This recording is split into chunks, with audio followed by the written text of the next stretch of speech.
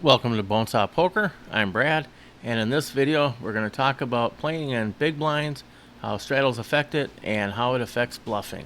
Let's get into it. Big blinds, straddles, and bluffing. So when you're playing live cash, do you think in dollars or are you thinking in big blinds? Now when you play online, you get to just put it in big blinds and play it in big blinds.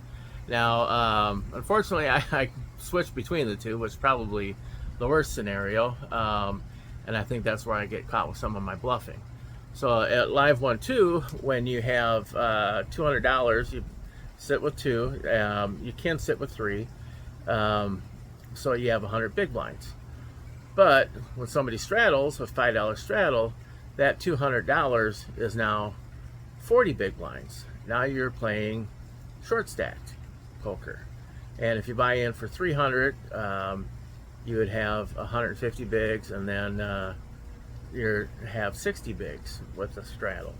So let me know in the comments which one you do. Do you play it in cash, or do you play it when you're playing cash? Do you play it in cash, or do you play it in big blinds? And kind of getting to that point is that's why I think I struggle with getting some of my bluffs through, is because let's say that you got a player that's down to about $1.25, $1.50, somewhere in that area, and you raise it up and 10 or 15, and they call, and somebody else calls, and there's 30 bucks in the middle, 45 bucks in the middle, and let's say 30. So you got 15 bigs in the middle, and so now they're 125 stacks down to 110.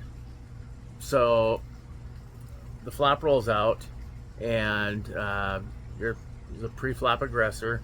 You have the betting lead, and it goes check, check, and you see bet. One guy calls, the shorter stack guy calls, the other guy folds, and now the turn card comes out, and it's hard. The nuts have changed, and so he checks, and you fire out, 40 bucks. He calls, and the river is a brick.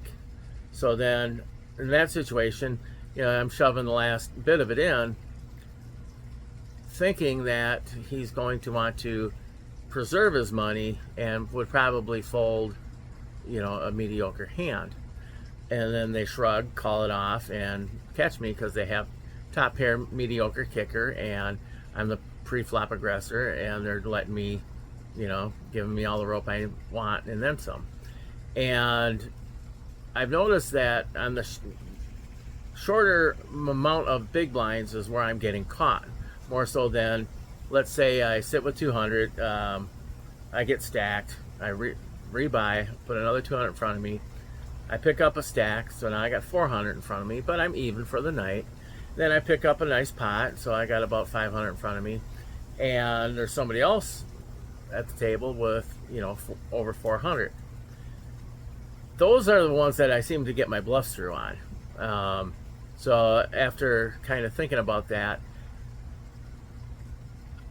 I think that my bluffs are really big blind dependent, and really need to think in the form of big blinds.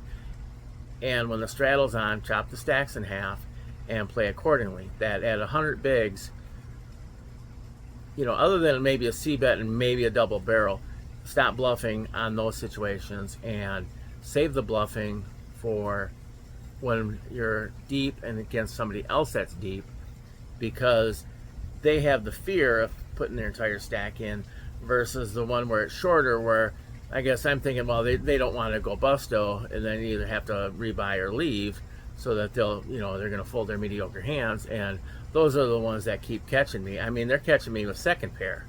So, because they probably just figuring, they might not be thinking in big blinds, but they're figuring they're pot committed. And that's another question is, do you think that most people that play live cash think in terms of big blinds, or just sheer dollars? And what percent of players do you think play in big blinds? I'm going to say sub 30%. Now, where did I get that number from? I picked it out of thin air. I don't know. I just making stuff up at this point.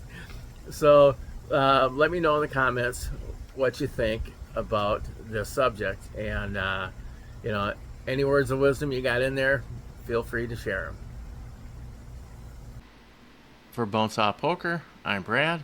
Thanks for watching, and remember, everything you want is on the other side of fear.